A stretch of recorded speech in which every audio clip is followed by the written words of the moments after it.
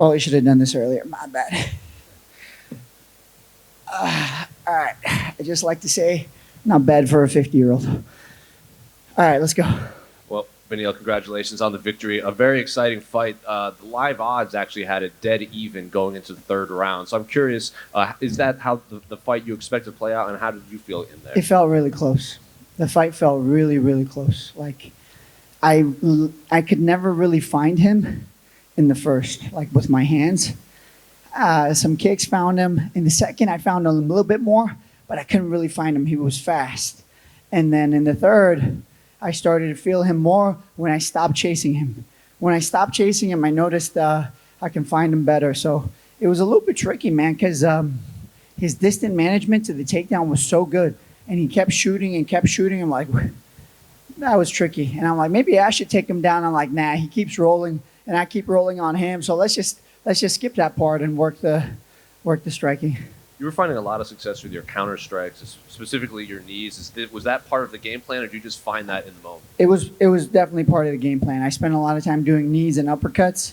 Never really found the uppercut, but I found the knees. And the knees, I also wanted him to like back up so I can set up my kicks. He was just good, man. He's really good. I was really impressed, man. Well, and he's only had like 5-6 fights in the UFC, man. Imagine that guy with 10 fights. And you alluded to something, I think it was called the funk in there. What exactly did you mean by that? You know those weird rolls where it looks like he's about to take my back? That's like a hybrid of jiu-jitsu and MMA or wrestling. Wrestling, you can't do that in freestyle because it's you lose points.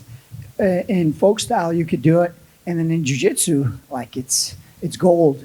You know, I could be better with the finishing with the leg locks. I was definitely struggling a little bit, but I think, that's funk. And then I asked this to Bilal, and I'll ask you the same thing. And his answer was, given the fact that he was a top 5 ranked guy fighting down against a guy that no one really wanted to fight, the rest of the top 5 wasn't really fighting. He said, given all that, this was one of the more satisfying wins of his career. So was this one of the more satisfying wins of your career? Man, he might be the best guy I fought. Let's be honest. That might be the best guy I fought. No disrespect to Tony or Diego or the guys before that. But, like, he had a good gas tank. He pushed hard. He shot a lot. He got me down. I don't remember the last time I was taken down in a fight. Yeah, it was a very satisfying victory. How do you think the flight home's going to be with the little one over there? What? Wait, say that again. How do you think the flight home is going to be with the little one over there? The flight home? The flight home. So here she was amazing. So I'm assuming she's going to be like double worse or twice as bad. Well, I don't know why I'm forgetting English. I think she's going to be twice as bad just to pay me back. Because, the last 2 days, I haven't really spent time with her. And she looks at me weird because, like, hey, why aren't you picking me up? Hey, why aren't you, like, spending time with me? Like, I'm stuck with mom all day. What's up with that? So I think she's going to be rough just for the next 2 days, but I'll make it up to her. At the pre-fight press conference, Khabib took a photo from the crowd of Islam and Gamrot and said, these two are going to be fighting one day, like as if it was going to be for the title. Do you feel like slighted by that kind of stuff? Do you feel like that's kind of the story of your career, that people aren't, giving you the proper due? I didn't know about that. And honestly, maybe he's right. Maybe they will. Young guys, I'm 50. I'm just kidding. Maybe he's right, but here's the thing. I'm not going anywhere. I will beat down whoever I need to beat down, and they could circle that belt around me all they want. They could try to avoid me all they want, but my day will come, and what God has planned, no one will stop. And I know you said you're not a beggar and you won't do that, but where is the line between begging and asking for what you feel you deserve? Listen, if that didn't do it, what else can I do? If that performance, beating a guy like Gamrot, who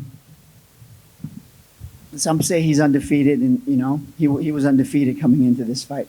Like beating a guy like that, obviously I didn't finish him.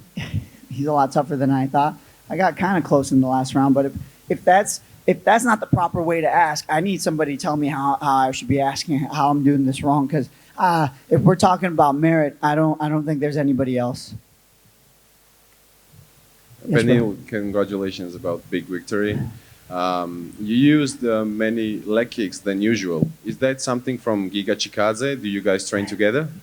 So Giga taught me to leg kick a long time ago, and then he stopped leg kicking, and then I was doing it a lot, and then he started again. But yeah, this goes way back. It's not like a new thing, but Giga taught me to leg kick a long time ago, and I got to use it a little bit today. I got kind of scared to throw more kicks because he was getting the takedowns off of it, so it was a little bit tricky.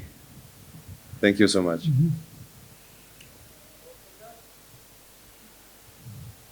Thanks, boys. God bless.